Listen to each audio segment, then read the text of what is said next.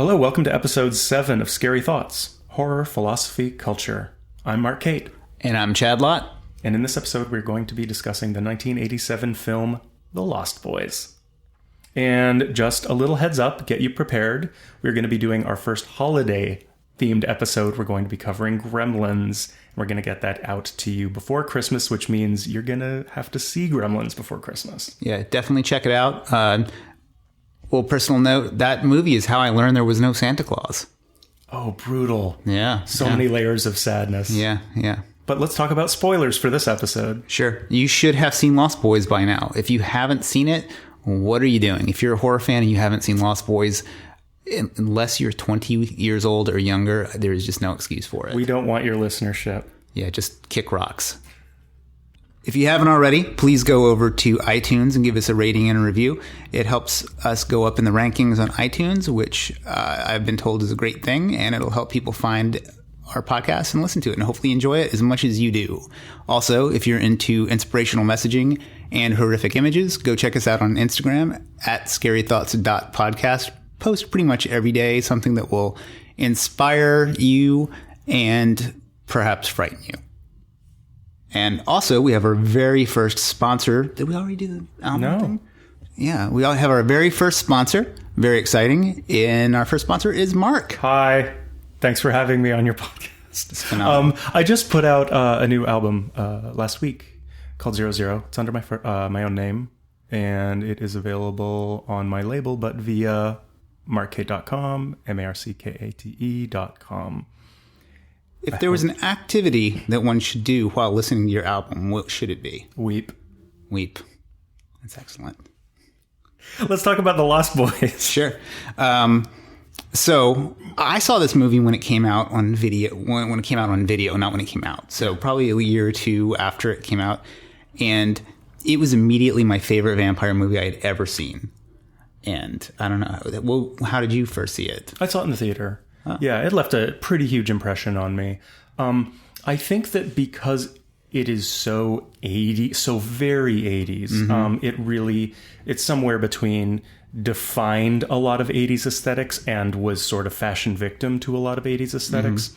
I think it at first aged very poorly. So I really feel like when I first saw it, I was super into it, but then its sort of cheesy fashion and out of dateness really hit hard, and I just did not think about it again for decades. But getting to rewatch it again for this podcast it was really fun. Like, it's such a strong, weird movie. So many bizarre choices. All the character actors in it are all just really nailing it hard. Totally. Yeah. And I think, definitely at the time, 1987 is like the height of hair rock and stuff like that. Yeah. And you really feel like the costuming was for sure inspired by that in a certain way. And I think you really, like, one of the biggest things to talk about in this movie is the look of it and how the characters look, and how especially the vampires look, because it really deviated a lot from what had gone before. And what's interesting watching it now is that 80s fashion wasn't exactly on the street so much. So now you see it when you look at movies that take place in the 80s, like, for instance, Stranger Days or something or Stranger Things rather. I always do that. Like, when you see a movie that takes place in the 80s, no one ever looks like this. So it gives the film a bit of like a weird dreaminess, which I think is actually even more effective now than it would have been back then. Like the town of Santa Carla, when they enter it for the first time, they look back to the sign and it says murder capital of the world. It definitely feels like a demarcated moment. And they're entering into this weird dream world. And especially with the opening scene, the aerial photographs, somebody must have owned a helicopter. Like, one of the producers must have owned a helicopter company and was just backdooring money into his pocket. That's the only way to explain it. But that, coupled with the carnival atmosphere of the Santa Cruz Boardwalk and the opening scene on the carousel, it just immediately puts you in this spinning, dreamy space, which I think is very effective for the movie itself. Absolutely. There's no way you would see The Lost Boys not knowing it is some kind of a horror film. And right from the outset, you kind of get this dread. It's like this fun place and there are all these people partying and out in the sunshine, but you know that this town is fucked somehow. Something about the aesthetic of it that really struck me is that they're vampires, so there's a sort of gothicness, but because they're these like motorcycle rock and rollers, right?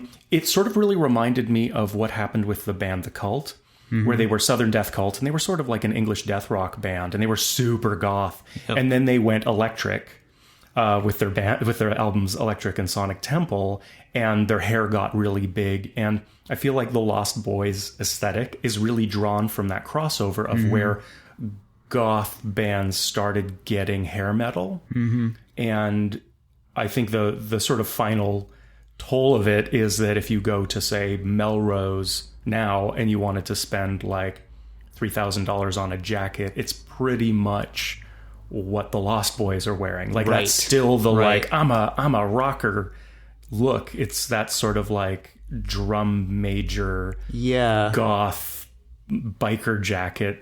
Yeah, I don't know if this is an offensive term, but the word gypsy gets thrown around quite a bit. Totally. And I know that there's probably, there's the whole thing like, oh, we're travelers. I'm aware of that. I learned it on the internet recently when I was researching for this movie. But I think we all know what we mean when I say they look like gypsies, right? Like they have this kind of like weird, you can almost imagine like a fortune teller playing a violin in the background or something like that. So you have that going on.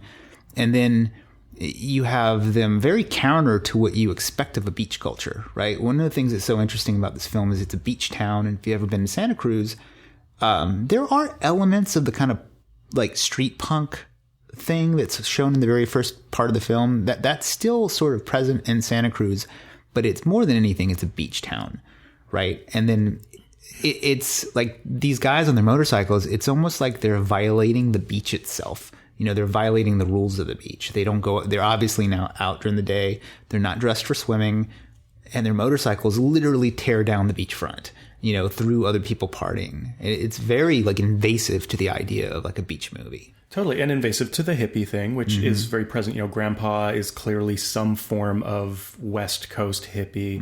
Mom and Pa Frog are like these passed out hippies in the corner. It's definitely, these bad kids. And, and then the Frog Brothers are there to defend, to defend that turf. Yeah. And the transition too really reminds me of sometimes you pick up things that are attitudes. You don't really realize where you get them personally. And I think about this movie, when I saw it, I wanted to be the Frog Brothers. I mean, that was all, I was like, man, these guys are fucking awesome. And part of that is like I had just seen Goonies and Corey Feldman is the shit in Goonies. And then you sort of like give him a little bit of that credibility from Goonies. And, they're basically like really bad action heroes. Yes. I read that when Corey Feldman and the other guy whose name I'll never remember, were auditioning for the role, and when they got the role, they basically said, go watch every Chuck Norris movie. And then that was like their preparation for this film.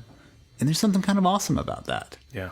But the hippie thing is an interesting thing because they're almost like sort of like a Reaganite, I don't even say post-punk. Like they're almost like today they would be like anarchist libertarians or something like that. The Frog Brothers. Well, I mean, I think this movie really takes a lot of, so there's always this always, it's not the most common discussion, but this sort of like zombies versus vampires, Republicans versus Democrats, and tracking when those films are popular versus who's in office. Right. And it kind of falls apart if you look at it too closely. But there's a way in which those two tensions, do sort of hold a magnifying glass up to some sort of political realities. But what I think is interesting about The Lost Boys is that the fear of vampires politically is that they are decadent and libidinal and don't follow tradition. But what we have in this film are these vampires who are sort of like living lawlessly. And the Frog Brothers are sort of, yes, the right-wing action hero in a certain sense. But the vampires are sort of like this balance between like libertarian and libertine. Right.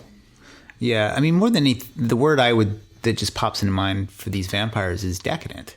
They're just decadent. Totally. They live in this abandoned hotel that has fallen down the cliff, and it's full of tapestries and candles and bottles of blood wine and a giant Jim Morrison poster. And it really, in some ways, they embodied the 60s that the older characters in the film are actually from, but they're almost like the 1969 Charles Manson 60s. Right. Like they're like post-Altamont hippies, you know, especially with the motorcycles and things like that.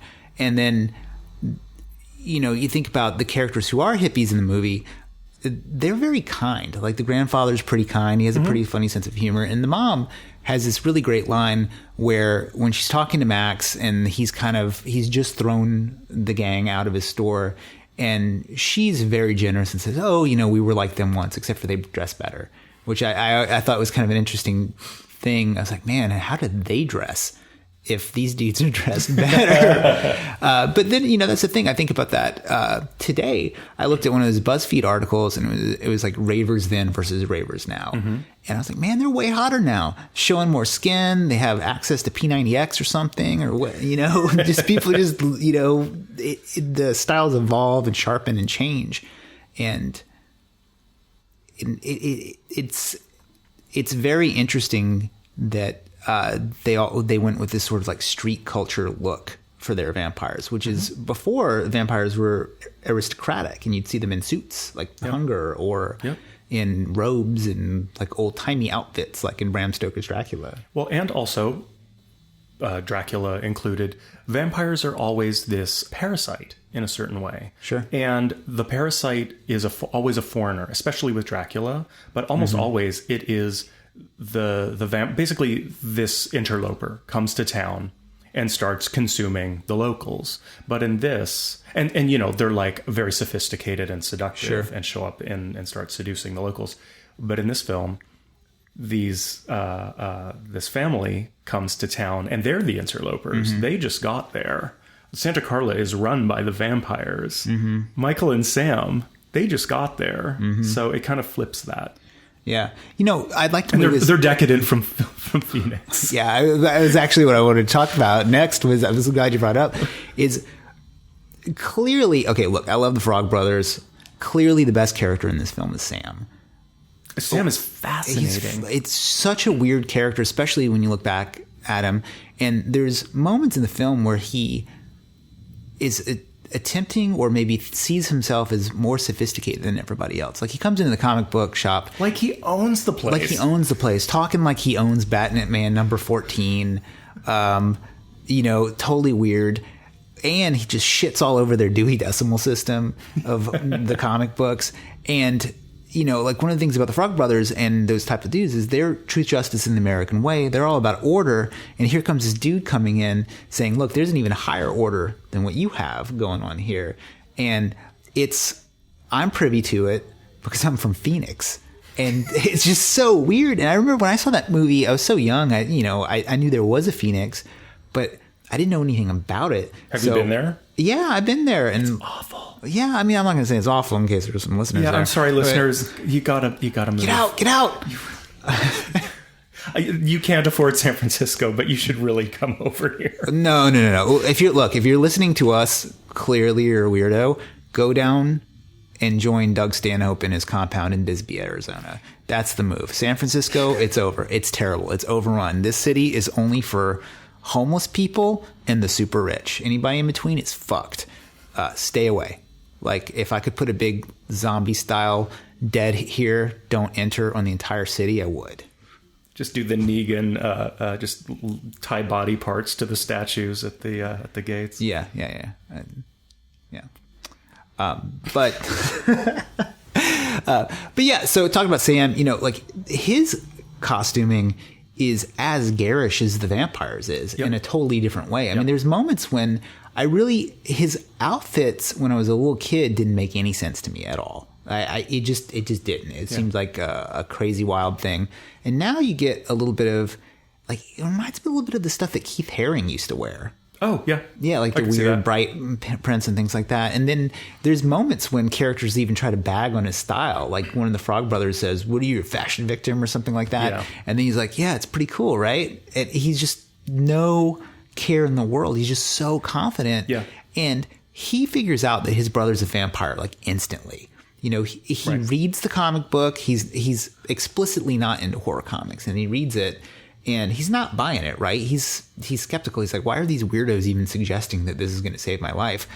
But he puts it together so quick and is just ready to accept it and has a plan. And then later on, he actually identifies the head vampire before anybody else does. And he's right. You know, he doesn't have all the information, though, which is, you know, he doesn't understand the point about him being invited in. And that negates all the traditional vampire rules, which I don't know if you're game for it, but I'd love to move us into our usual segment of rules of engagement, because I think that the way these vampires function is important to how this story is told.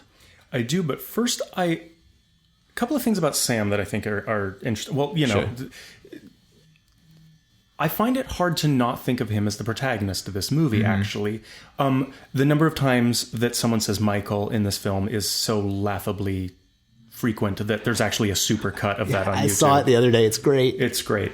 And it really is. They just say his name too many damn times. Yeah. But the thing is, Jason Patric is a really flat actor. I think he totally works in this part. Sure. But he does not consume the screen and the action. He's sort of a very mute character. Yeah.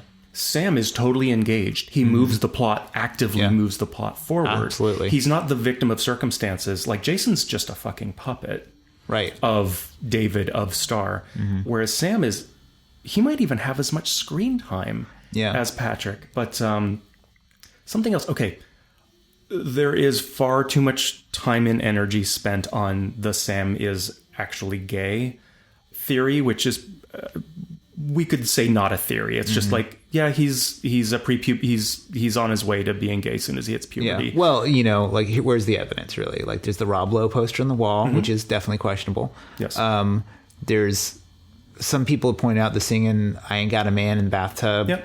And maybe he likes 50s music. And, you know, one thing I was thinking about over the weekend when I watched this again was, like, you get the feeling that Sam really would appreciate camp if he was aware of what it is. You know, he's really into 50s music. His room is full of all kinds of regalia. He sort of really appreciates his grandfather's weirdness. Like, he really appreciates it. You know, he has a love for his old car. I mean, you can almost imagine Sam being like a John Waters fan. Sure. Yeah. He also, you know, winces at when Star first appears. He's totally enthralled by the greased up saxophone performance of Timmy Capello. Quick side note, I actually saw Timmy Capello play live. He played keyboards and sax for Tina Turner. That's I saw amazing. them at the Oakland Coliseum in '88 or something. It was bonkers to have them sharing a stage. Anyway, but here's something that I noticed that I didn't see anybody mention, and this is just like a total reach. But Diane Wiest, at the beginning, you know that she like left her relationship fast. She didn't want to argue it out in court. Right. She just left without a fight. And there's this thing about the problem with your dad is he didn't believe in the closet monster. And I wonder, I'm totally stretching, their dad was a homophobic asshole. And she's protecting, the whole move is, and divorce is protecting Sam from their homophobic father. She just got out of town just to protect him because she didn't want this monster of a father hurting their son. Yeah, it's definitely a stretch.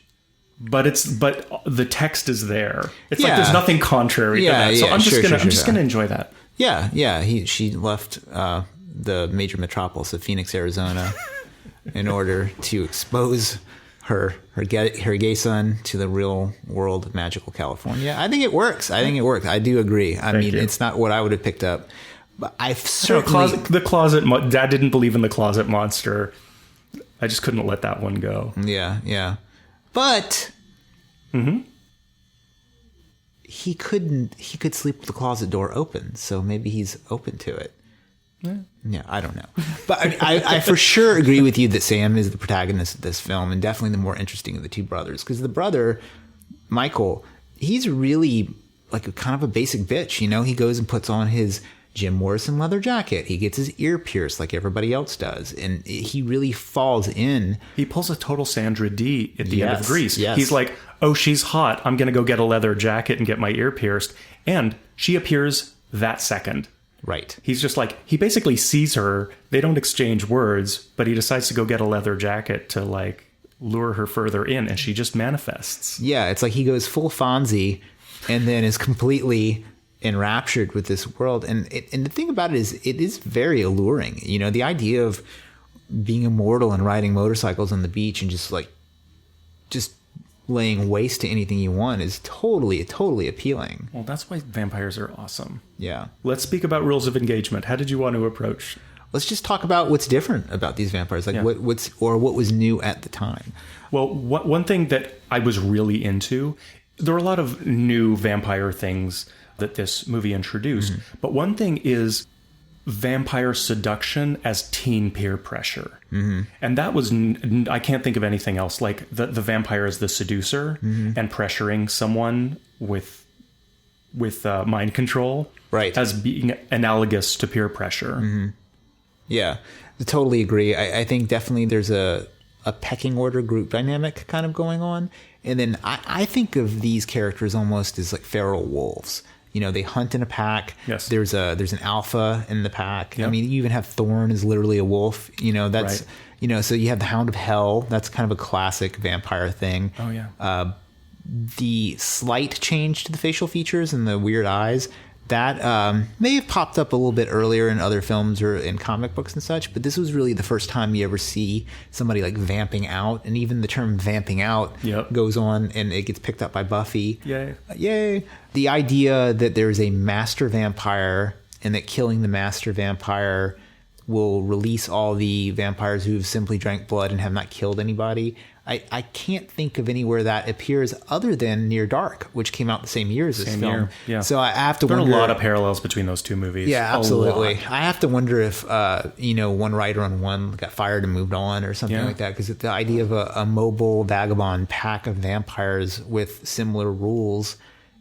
And a kid and one female. And it's sort of like one is from the South and one is from a beach town. And otherwise they're almost the same movie. Yeah, the best line in Near Dark is when they're talking about whether or not somebody fought in the war. And he's like, yeah, I fought in the war. And he's like, well, which one? He's like, this is not the one where the South lost. And it's such like a shithead move in the thing. He's basically like, okay, this is an undead Confederate soldier. But it's such a clever way of giving the character time. You know, and he's not explicit, but it's my favorite kind of exposition. Yeah, it's just great. Spoiler alert, Near Dark. Sorry.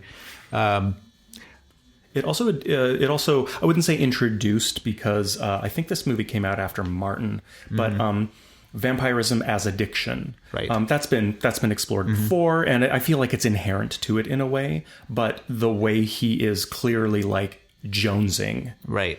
And the way, like, he's got to wear sunglasses during the day and everybody thinks he's on drugs. Right. It's not just about him manifesting these signals that he is coming down off drugs. He actually is kind of in the thralls of addiction. Right. That is actually what is happening to him. Yeah.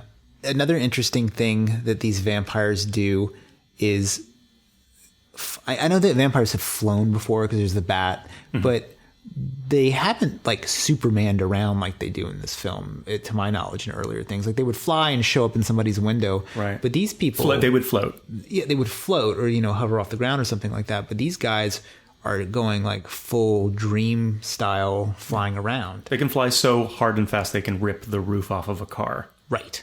And one of the things I really love is how, as he's starting to become more of a vampire, his flight is very awkward. Like he's floating up and he doesn't understand it. Hasn't figured it out. And totally. Obviously the Lost Boys, it's from Peter Pan, right? And then in various versions of Peter Pan, there's a similar awkwardness when they start learning how to fly around. And I thought that was kind of a neat sort of childhood nod to the idea of Peter Pan in this film. Yeah.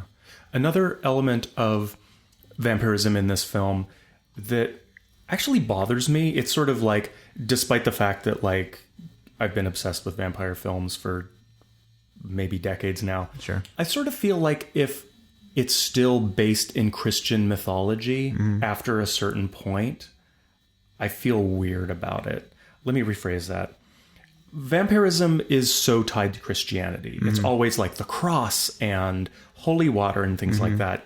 And I always find it weird when vampire films after a certain point, after the 60s or 70s, after these cultural revolutions have really taken hold and Christianity really stopped keeping such a hold on pop culture and on the popular consciousness, that crosses and holy water still maintain, because in the reality, in the world building that is happening in The Lost Boys, that means that baby Jesus is true and righteous and the way and holds power over evil. Right. That there is evil, vampires are evil, and there is good, and that is Jesus died on the cross for your sins, and a priest who blessed some water to admit. Yeah. Anyway. Yeah. I just found that for me in this film is an odd sort of detour that, Christianity is real in this film. Sure. Well, they're classic vampire stuff, and you never know, like, it appears like garlic just doesn't work, basically, right? And then crosses don't seem to work either, right? Like, because I think at one point, don't they, like, show a cross to somebody, and the guy's like, ha, ha, ha. Yes. And he shakes it off, but the holy water for sure works. Yeah. Which is super weird. Pretty well. Yeah, I mean, it's basically like vampire napalm. And that I think that having the holy water and the water guns is such a cool, like, detail for Good the movie. Job, guys. Like, really totally effective, super interesting. And I have to imagine it probably comes from an early version of the script where the Frog Brothers were actually the stars of the film in the very beginning stages of the script development, and they were 8 years old and they were Boy Scouts. Yeah. So you get probably would have been a bunch of Goonies style pranks, like almost Home Alone versus the Undead or something like that, which probably could have been an okay movie. I would love to keep talking about the Christianity element, because I just read a book called Pagan Christianity, and it's written by a guy who's kind of attached to what some people call like the home church movement. So the idea is that everything that we see in churches is pagan, right? And everything from crosses to all these different symbols, and that basically just sitting around in your home and talking to your congregation is kind of like natural Christianity as described in the Bible, like small meetings, here's the blood, here's the bread, be nice to each other, check you later. And so you wonder, like, in the vampire mythology, is there something to all this stuff that just touches an older curse? Like, how far back does vampirism go? But the whole idea of it being tied to Christianity, I mean, all the best vampire stories seem to be, like Dracula, like curses God, and Bram Stoker's Dracula, and drives a knife in the cross, and then the blood spills out, and then he drinks the blood, which is crazy to me that anybody would be like, yes, this is exactly what you should be doing right now. I mean, who does that? It's just weird. Interestingly enough, have you heard anything about the new Anne Rice novel, the new vampire novel? No. So she had a break with Catholicism. She got super deep into it, wrote a bunch of Jesus novels, kind of put the vampire thing on the shelf, became completely disillusioned with the church. And I don't know that she's an atheist, but her newest novel, this is sort of a spoiler. I haven't read it, so I don't know how much of a spoiler it can be, but she introduces almost like an ancient aliens element to the vampire myth, which I'm not totally against, like maybe the Anunnaki are here farming gold, and, all the reptilian oligarchs are actually part of an alien race. Who knows? I love that kind of conspiracy stuff. It's going to be the Prometheus of the Lestat mythology. I'll have to read the book to let you know, but you tell me. I'll let you go know first. I'll let you know how it goes.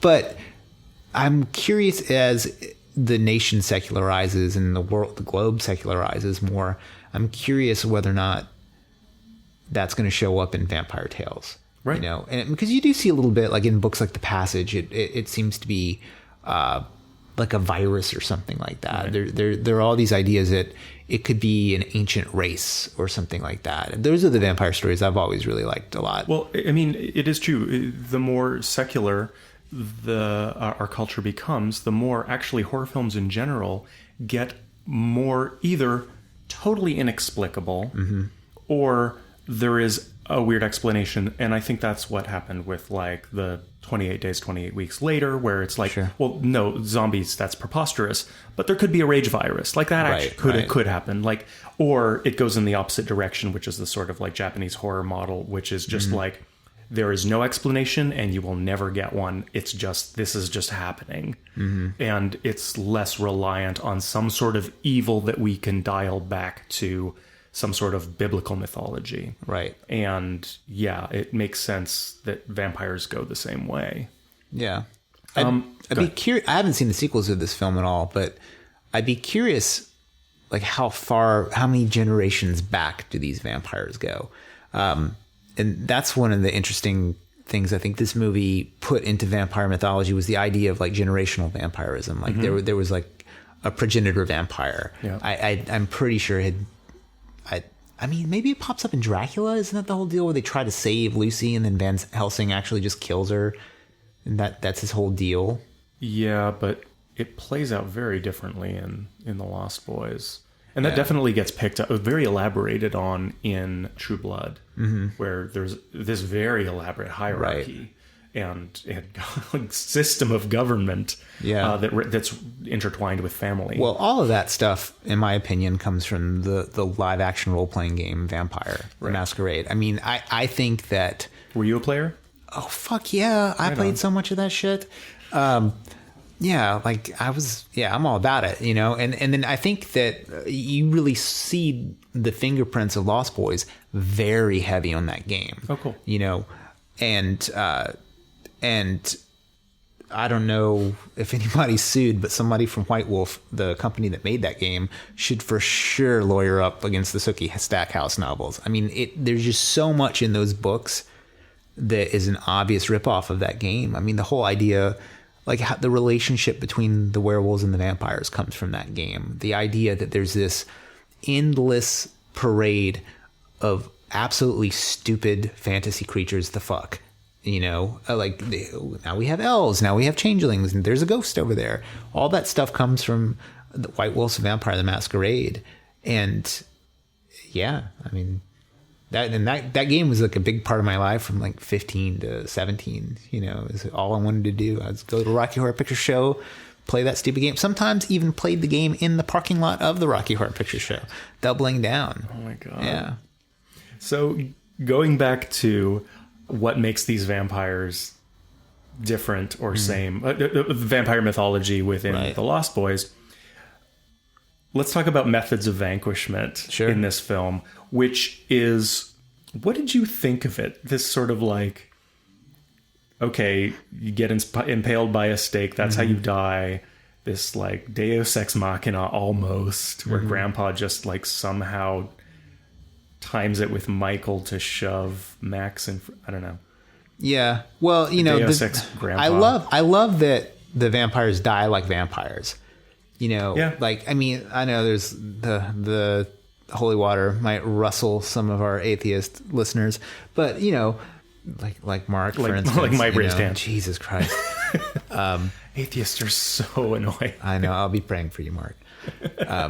But you know, I like that, like they get staked to death, and I really like the idea that they just go out all kinds of different ways. Like they might explode, they might die. You quietly. Never know. You never quite know. The Frog Brothers set that up. Actually, yeah, totally. And then you get death by stereo. Which is death like, by stereo. I'm actually no hilarious. I say no. To man, when I saw that, I thought it was hilarious. And oh God, I didn't have a take 2 of that line.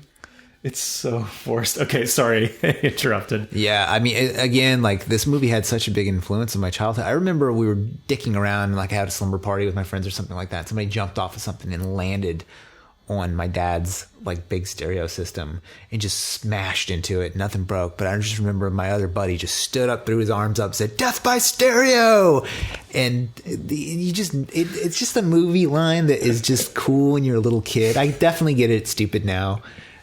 But I still love it. I don't care. But yeah, the grandpa though, I mean, when I was younger, I just didn't know what to think about it. You know, I didn't pick up any of the hippie stuff. For instance, when they first go into his house and they're looking around, they look out the window of the kitchen, they see a bunch of pot plants growing, and they make like the weed smoking, you know, the classic joint in the fingers motion and point at the grandpa.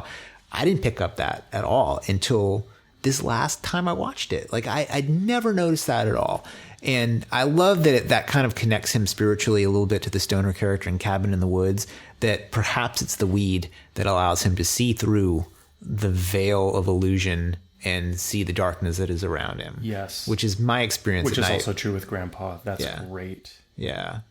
And then, you know, the 60s thing, it really plays out. It's very heavy in this film. Like, for instance, when Michael transforms and he has this sort of like pseudo acid trip, his face, there's constant like fade in and out between his face and Jim Morrison's face. It happens like 6 or 7 times. And, you know, he throws on the leather jacket. He has kind of a Morrison-esque haircut. And it's definitely trying to say something like rock and roll aristocracy, cool creature of the night. But what is it saying? You know, Michael's not that interesting. He's just basically falling in with this crowd. And you get the feeling that without the grandfather, without the mother, without Sam, it's entirely possible he would have just joined this gang. Mm-hmm. You know, and or not knowing what to do, or just thrown himself under the sun or something super emo. But I don't know. I mean, does the grandpa, he leaves with these sharpened stakes in his Jeep on his date with the widow, and he comes back, and presumably because they're in the back with the points facing out, he would have had to have backed his Jeep into the house. And then, I mean, like a dude like that has as many dead animals in his house as he did, he for sure has a bow and arrow. Well, wouldn't that have been his move to just to come in and just lay waste to anything? Yeah, no. If those huge stakes missed, he'd have had like 10 backup plans. Yeah, that was just his first action. Yeah, I mean, it's interesting. I mean, and the end he's just like throwing crossbows to Frog Brothers. Yeah, and then it just goes out of control. I mean, that might even be what Lost Boys 2 and 3 and whatever there is out there. I'll never watch those movies. My read on the Jim Morrison poster in particular is what that really signified for me was that something that this movie also brought to vampire cinema, which I think is indicative of its time. Like, you know, each episode we tend to try and draw a correlation between the films that we talk about and what do they say about that moment. Sure. And I think, you know, we're talking about like the tail end of the Reagan era, and there is this, the 50s were still very aestheticized, and into the 60s were aestheticized, but there was this sort of like idea of this lost youth, this lost simpler time. And I think youth and youth culture and rock and roll rebellion really signifies that. And Jim Morrison is, of course, someone who died too young to ever get old. And the thing about vampires is that they never get old. They never die. And that's always been true for vampire mythology post-Dracula. But what this movie introduced, as much as I can think about it, is the idea that it's not about you never get old and you never die. It's that you will be young forever. And it's not even, you know, some movies are about like being young and beautiful forever, but they're not talking about like teenagers, like cool, rebellious teenagers forever. And that's what Jim Morrison got to be by dying or disappearing when he was so young. And so I think it really brought in this really interesting, not only introducing that to the vampire mythology, but also there's a correlation between teen angst and the angst of being like a creature of the night, the undead. That teen movies are all about this like sort of tortured inner anger, not all the time, but there's, you know, like the I hate you mom and dad tropes of so many, like the misunderstood teen characters of Heathers. I don't know. Well, here it's totally legit. Like they're undead. You know, it's funny too, is like that angst is almost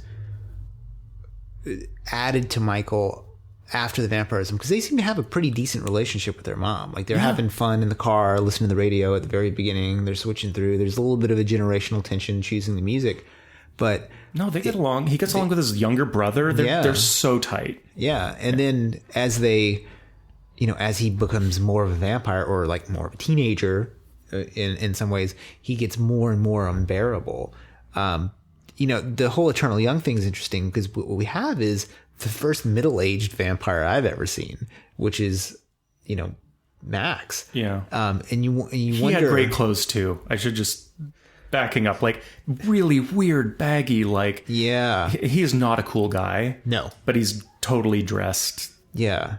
Anyway. The other thing that's really funny about it, his character, is, you're presumably this super powerful undead creature. You own your own home, but he runs a video store. It's not the deep generational wealth of an ancient vampire. Somebody he's not aristocracy. Right. He doesn't run an antiques store or something really obvious. Yeah. That's what's great about this movie is all these little choices really add up. Totally. Like Grandpa does taxidermy. Why? I don't know. Every character has these little, all the vampires who you don't know their names, they all have these little moments with the camera. Yeah. They all get to, whether you know their name or not, they all get to be a character in even subtle ways. One of the things I wonder about is how long has this vampire gang been operating? Because they've just brought in this girl, Star. She's pretty new to the crew because she hasn't fed or turned yet. And then some of the extra materials from the DVD outtakes, they explain that Laddie, they've turned him for her to be her buddy. So basically they've created a little doll for Star. Yeah. And then the relationship between David and Star is not explicitly sexual. No, totally. It really isn't. I mean, he definitely gives her the stink eye and says, "You're not getting on that dude's motorcycle. You're getting on mine." But that could be an older brother protectiveness, or it could be just any number of things. It's definitely not a sexualized relationship. Another question that I think is raised by how long have these vampires been this way, as far as they're young and they're rebellious. Mm-hmm. Well, how long have they been young and rebellious and wearing these clothes, right, and riding motorcycles around the Santa Cruz boardwalk? If they were still alive today, would they be listening to Vaporwave and trolling people on Twitter? What? They are so of that moment, but they're eternal. Right. But starting when and how adaptive are they? Yeah.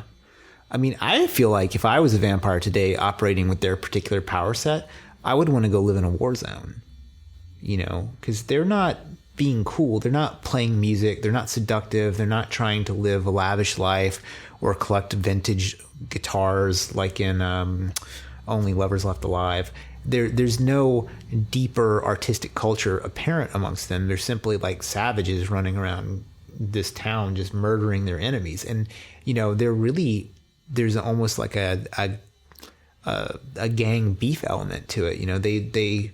They tend to just kill people who have somehow wronged them. Even if it was very minorly, the very first kill in the film is the security guard who just told him that, asks them not that meanly. Yeah, just please don't fight where these children are. I mean, really not crazy, so they go, or maybe he's asking them one too many times and they were just totally butthurt about it.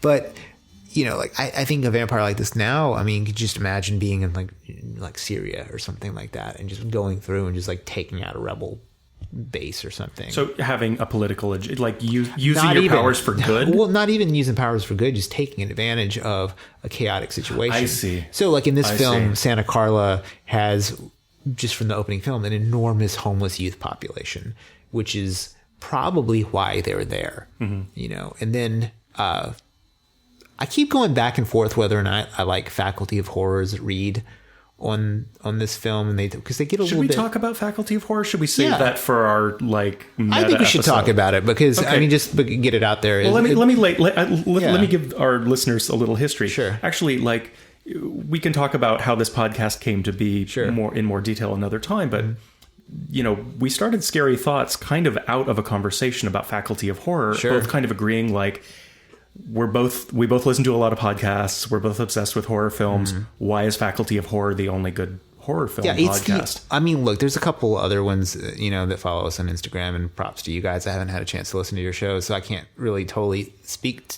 to that, you guys. But Faculty of Horror, for all the ones I've listened to, is the only one that I keep listening to. Yes. Yeah. And sometimes I just dude, you guys are so far off. But they are super smart, super prepared. like have some really interesting insights. I think they've got a good rapport. Like it's a good podcast. Yeah, it's a great show. Her book, I can't remember which the one on French Extremity. Yeah, that French Extremity book is great. Like I've been like halfway through it. And then, you know, like when I mean like going back and forth, I think that their read on Lost Boys is excellent. It's just not my read on it. You know, and I would have never come to those conclusions that they do just because of our differences in education, probably, and the fact and generation, maybe. Yeah, and they're from Canada, like they're women from Canada. I'm a dude from the South, you know, the South in the United States. I'm a dude from Canada, and I think I'm closer to your read. Right, but you know, like they put a lot of focus on Max being this kind of like business owner, entrepreneur, symbol of the patriarchy, and you know, at this point in the world, you know, post video store, where they just have like one video store in San Francisco, and it's basically like it's basically a VHS reservation. You know what I mean? That it's in the middle of another business. Like, so there's like one video store. I mean, back then you probably could have maybe owned a chain of them and been very rich. But what I was thinking about was, you know, maybe Max is a little more powerful, and he is purposely and somehow influencing and repressing this town, repressing its, or rather depressing its economy in order to attract these younger freak populations so that they can feed off of. Because there's a moment where the Frog Brothers say, we think that there are ghouls and werewolves in position of high power in city government. Oh, yeah. You know, it's just one little tiny little throwaway line, and they seem like total retards at that point in the film. But then the fact that they're completely right about the vampire thing, you sort of have to go back and think, I don't know, are there ghouls and werewolves? If so, are they here, and are they like geoengineering this town to be like this trap for the young and the lost, so that these vampires and whoever knows what else can feed on them? And I think that would be a really interesting sort of like fan book to explore, right? Well, it does go back to True Blood a little again. Yeah. And then, I mean, for sure, like, I don't think I would have come to that conclusion if it hadn't been for years of playing Vampire the Masquerade, right. You know? Right. So I have two things I wanted to kind of like get your opinion on. Is like, you know, I always have, there's always a couple of things in any damn movie that I have a hard time with, and I've sort of come to think of as Yara's e-reader from It Follows, like the thing that doesn't belong in this film. And there are so many random little things in this movie that it's hard to think of what they are, because they're just like, you know, Death by Stereo, like that just comes out of, like, love it or not, like that is just so random. So during the first sex scene between Michael and Star, suddenly we're floating through the clouds. Like that just comes out of nowhere. There is aerial cinematography that is not part of the opening montage. And I think it works. You know, it goes with the Cry Little Sister. It feels like a music video. Like suddenly you're in a music video. And then it affirms a little bit of like the dreaminess of the film. But the one thing that like I just can't get past is a bunch of hardcore punks are not going to be moshing around a bonfire to Walk This Way by Run DMC. That is just fucking nonsense. Like, no.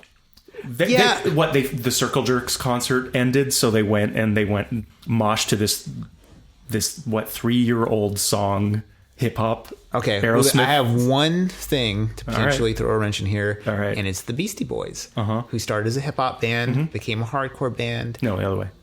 But started as a hardcore band, became a hip hop group, and there is a little bit of overlap. Not so much on the West Coast, but there's a little bit, you know. And then these vampires, I don't know. They look like they could be in Aerosmith, really. I mean, like, if they had scarves hanging off their motorcycles, I wouldn't be really surprised at all. Yeah, I remember when I was a kid, that really bothered me, because when I was going to punk shows at that time, you know, and I was just like, I liked that song when it came out when I was in junior high, and that is not cool to me now. Yeah. They couldn't get a song by Social Distortion, Fear, like some punk band. I mean, like, it's an interesting choice, because that song would have for sure been more expensive than like a Black Flag song at the time, if they would even have wanted it to be in there. Yeah, I see when this film, like when I was first exposed to it, is back when like you kind of got really super into only one genre of music because you had $10 and you're not going to go try something outside of your genre because you heard it's great or it's produced by Rick Rubin or something like that. That's for now. That's for, you know, a generation that has Spotify. Yep. I could definitely see now those kids like, you know, these punk rockers listening to Wiz Khalifa or whatever, because now there's so much overlap between, you know, hip hop and rock. You have, you know, rappers like Yellow Wolf who look like super punks. But also fucking it up is something that blew my mind when I was a kid was when Axl Rose goes on stage with an NWA hat in one of his videos, in one of the Guns N' Roses videos.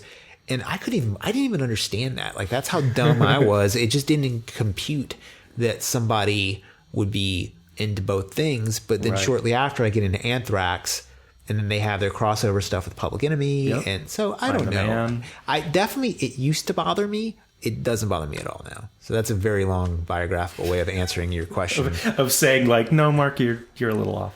Yeah. So I feel like the elephant in the room is Corey Feldman. Yeah. Like it would kind of be nice to not talk about that whole thing. Are you talking about his epic performance on the Today Show? Yes. Yeah. Okay. So Bill Burr has this joke. I mean, I think we tell that joke, but I wonder if we should tell our listeners what that even is. Because, like, we should, like, I just assume everybody's seen that, but maybe we shouldn't assume everybody's seen Corey Feldman's performance on the Today Show. So pause the podcast right now. Go over to your computer, whatever device you're on, and look up Corey Feldman Today Show. Go for it. And he performs a song with these girls who he lives with and promotes and is maybe a cult leader, maybe not, who knows. But he has gone on the Today Show with the life that he ended up in, which is super weird. I mean, he's a child star, right? Like, they all end up super weird. Macaulay Culkin is a millionaire in New York and just kind of like post-heroin addiction has a pizza-themed Velvet Underground cover band. Yep. I mean, so... being that famous that young, there's no way it doesn't warp you.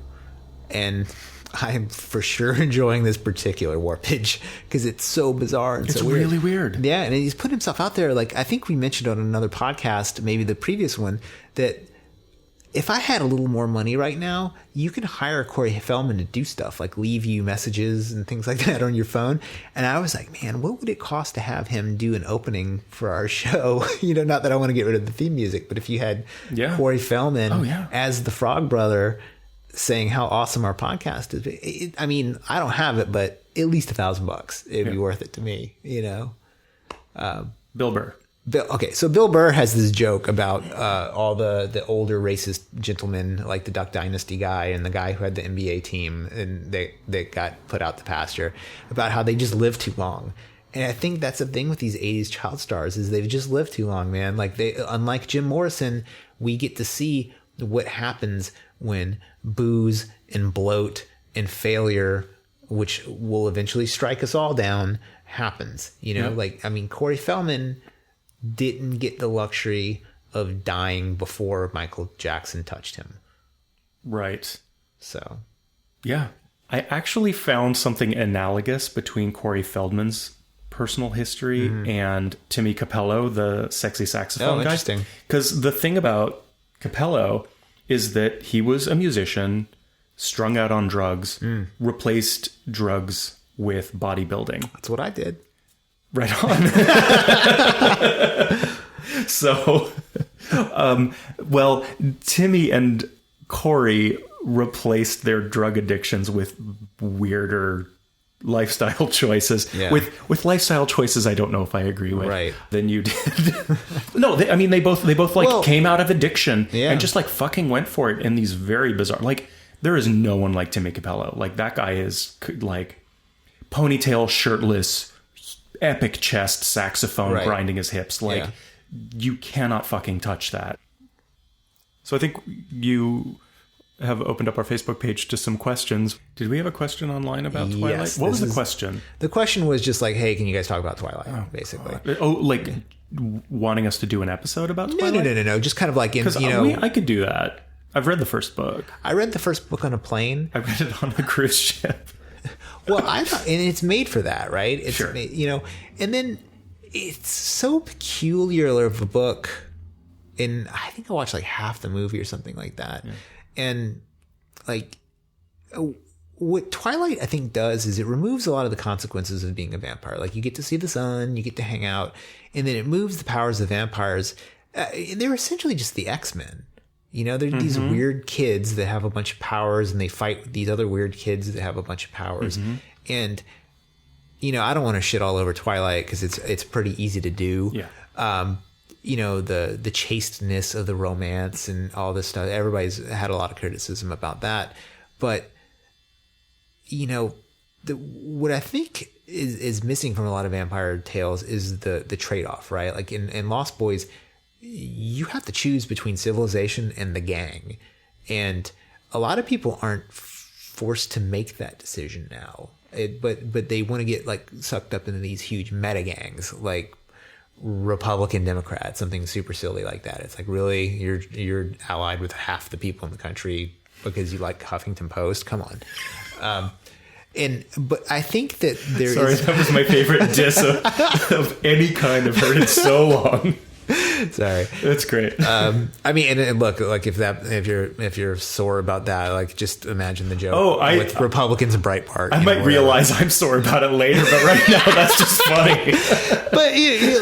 but there is this kind of resurgent interest in the idea of tribes and micro affiliations and in-group, out-group, and setting yourself apart on purpose. There's these like kind of post-CrossFit groups where they take the idea of like, okay, we're tough, we work out, we know how to fight or whatever. And then they add little elements of like spiritualism. There's these dudes, very weird and interesting, Operation Werewolf. They're dudes who like lift weights, do crazy blood rituals, and kind of dress like the dudes from Lost Boys a little bit. Like they wear bones and shit all over their clothes. They look like a cross between Sons of Anarchy, the movie Hook, and like a biker gang.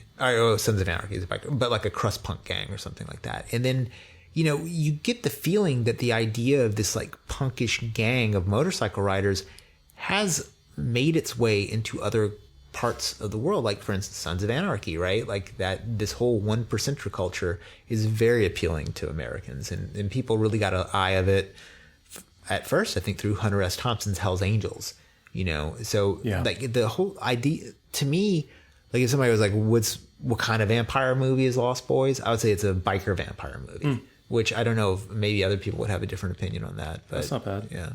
Nothing you just said has anything to do with Twilight, though. Oh, well, I mean, I'm talking about like, right, of course not. One reason why is I can almost not bear to talk about Twilight. Yeah. Because I just don't know it. I just don't know it very well. And I think that, that's some kid's vampire story. Yeah. Like Lost Boys is my vampire story. It's like the vampire story that, I cut my fangs on. But I don't know how much are fans affected by the film, or do fans affect the film? Or like the culture surrounding. Like, is it more of a culture than it is an actual film that's like, is it worth talking about as a film more than it's worth talking about as a cultural phenomenon? Yeah, I mean, even to this day, like I like motorcycles and have long hair, and I'm into weird punk stuff, and I stay up all night. I mean, is that because I love Lost Boys? I don't know, maybe like a little bit. Probably. Right, probably, right. But I mean, this comes back to our conversation about the Rocky Horror Picture Show, which is like, it's a film and we can talk about it as a film, but like, I dare you to talk about that movie for 15 minutes straight without referring to the culture and the mythology that surrounds it. And Twilight is similar. I think the difficult thing about Twilight is that the way that people shit on it all the time, they're right. like I think I would have a hard time having any interesting critique about Twilight that isn't actually exactly what everybody says, because I think it is garbage exactly how everybody thinks it's garbage. I think the collective disdain for that movie is pretty like, yep, that's what it is.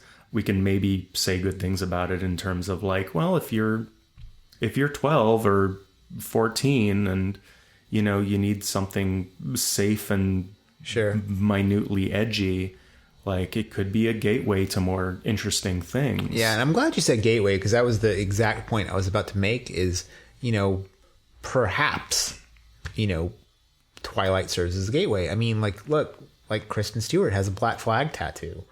Does she not deserve to have that tattoo? I can't say that. I mean, she might be a huge fan, really. But Kristen Stewart is, a huge part of that film in the way Kiefer Sutherland is a huge Kiefer. Well, yeah. But of course it's troubling, right? We can think of Twilight as a gateway, but I think it's hard for me and probably hard for you to sort of accommodate that as a gateway when our gateways were things like harder stuff not sorry to refer to the Lost Boys as hard in any way, but I am who I am owing to things like the Lost Boys and the Return of the Living Dead. Yeah. Yours was Twilight. Okay, good for you, but I don't know. Yeah, I mean, who knows? I mean, it's a pretty soft gate. Yeah, and then extreme culture is so interesting now. It's I have a buddy she's in a black metal band, and she's part of this whole Austin black metal scene. And it's so curious to me to just kind of follow threads of her and her friends' conversations where they'll start calling out some band for having Nazi sympathies or which you should, right? This is a shithead move.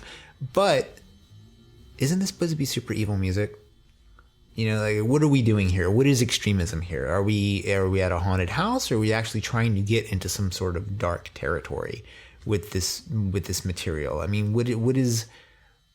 I think you're doing a linguistic sleight of hand. I think that isn't this supposed to be ... It's well, it's not supposed to be everything that is evil. Mm-hmm. It's not supposed to be, and let's not conflate dark with evil. Right. Yeah, that's a great point. I always, I mean, they're not disconnected. Right. But white supremacist black metal and white supremacist industrial music. There's just so much of it, and there's so the webs that those two things spin into other bands and other labels, right. And it's really extensive. And it's because once you go into really dark territory, you're going to slam up against really evil territory. And I know the word evil that's a really simplistic word to use, but let's be honest, if you go to extreme music, you're always going to find white supremacy in there. Yeah. It's just part of it. It's the occult element of that whole thing is very interesting to me. Of course, Nazis were obsessed with the occult, so maybe that's where it comes from. But I mean, I remember, I had a Current 93 patch in high school or something like that. And then, it's a Death's Head. And I remember somebody gave me a lot of shit for it. And I was like, well, it means this other thing too. And you're not really. And then, the groups, especially in black metal, there's this kind of paganism, right? There's this whole return to Norseness, which is, I think, very logical. Because when you're a Satanist, it's kind of back to the whole Christianity thing. Okay, you're into Satan, so you are immediately have bought into the Christian mythology to some extent, and that dude loses in the end. And, that's what the Book of Revelations is all about. The devil loses. Well, it depends what kind of Satanist you are. I don't traffic in any of this. Okay. This artist statement Satanism. I appreciate what they're doing with the statues in the courthouses and stuff like that. I think it's very interesting. But fucking sacrifice our goat or get the fuck out. That's what I'm saying. And if you have an attitude like mine, perhaps, the incursion of these fucking nerds into Satanism is what leads you into the path of Odinism or something crazy like that. I mean, I don't know. Maybe it's just where you end up. I don't know. I have no idea. For the record, I don't worship Odin. Oh my God. Do we have anything else to say about the Lost Boys or Twilight? I don't think I do. I mean, this is one of those movies that the theory, the criticism, the academic theory attached to it really seems to be, it seems to really show the politics of the person doing the reflection. And I wasn't really able to engage in stuff like that because sometimes when something's just part of my youth and I just enjoyed it from a super fun perspective, that sort of thing, I'm resistant to it because it sort of sullies my childhood memory of it. I don't know. I just, when I was watching this movie most recently, I had a head full of those articles. I had listened to the Faculty of Horrors episode, which I totally recommend you guys go in and listen to, because they do it's kind of a 2-part episode. In the first part, they do Fright Night, and I think they do a phenomenal job on Fright Night. Like, I kind of disagree on, not even disagree. I just don't end up in the same place as them on Lost Boys, but I'm totally on board with their Fright Night. Mm-hmm. So I just want to like kind of make jokes and laugh and have fun when I think about Lost Boys. It's funny you should say that, because when we agreed to do this one, mm-hmm. I was just like, great, I'm so down to like watch that again. And when I watched it for the first time, rewatched it for the first time to do this episode, my first thought at the end was like, I have nothing to say about this movie. Mm-hmm. It's just, that was really, really fun for me to rewatch, and I don't know what to say because it's just a little bit close. I think it would be like if we were doing an episode about Clueless or something like that. Mm-hmm. Like, it's just, how do I dismantle something I'm this close to? Yeah, and I think, it's interesting the way you put that, because it's not even like it's too precious for you. It's just, for me, it's just so much fun as it is. You know, it just speaks for itself. I mean, you could get... Oh my God, did you just say it speaks for itself? I think it does.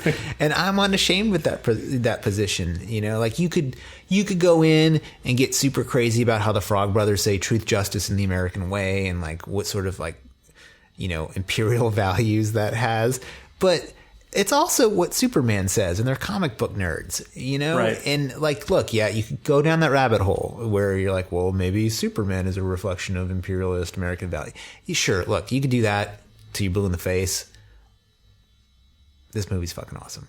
Well, I think what's implicit partly in what you're saying is that it's just fun, mm-hmm. is sort of implying that like to critique it is to be a bummer. Right. And so that is something that I think in any sort of criticism is a line that I don't want to say I don't want to think of myself as a critic or mm-hmm. include myself in like MIT press journals, but there is something about being a critic mm-hmm. that is about taking the joy and the fun out of something, except for the reality of that you shouldn't be a critic unless you love the things that you critique. Right. Well, this is one of the reasons why I get super high when I watch these movies. The ones I haven't seen the first time is I want to shut down my ability to engage critically in these films. I just want to experience them, you know, as it goes. And like, look, any say to no to drugs types out there, I totally get it. But it's a great way to watch horror movies. Amazing. Let's fade to black and roll the credits. Sure. If you made it this far, you're obviously a fan of... Sorry. If you've made it this far, you're obviously a fan of horror and perhaps in love with Marc or myself. Please don't forget... That sort of implies that only our wives listen to this podcast. Well, actually, the numbers would suggest otherwise. But thankfully, thank you so... Yeah, you know what? Let's just take a minute. Yeah. We have a lot of listeners, and thank you guys for catching on and possibly sharing, and like we have way more listeners than I expected. Yeah, I mean, same too. Like we have the metrics on Lisbon, and I opened it up the other day, and for sure, new episodes. Like I knew we get a bump from Peaches Christ on our last episode, super fun. But the fact that the older episodes continue to get listens is really amazing to me, and I really hope that, you know, not just for, you know, selfish reasons, but I mean, I'd love to hear from people. Yeah. You know, we have a Facebook page at Scary Thoughts on Facebook. We have our Instagram page at scarythoughts.podcast, because you couldn't get both of them. God damn it. Not you. I'm not blaming you. I'm blaming the world. I tried. But yeah, you know, it's fun. And part of the reason why this even exists is we just love this stuff. And I know there's a lot of people out there that do. And there's a lot of smart people. You know, we had a post a couple days ago on Facebook asking people, you know, if there's anybody we should interview as part of this. You know, there's a huge world of people who like to think of this stuff, and we're just scratching the surface, and it's very exciting to be a part of. Absolutely. Yeah. All right. So thank you, everybody, and we will see you next time for Gremlins. Yeah. Ho, ho, ho, bitches. Thanks for listening.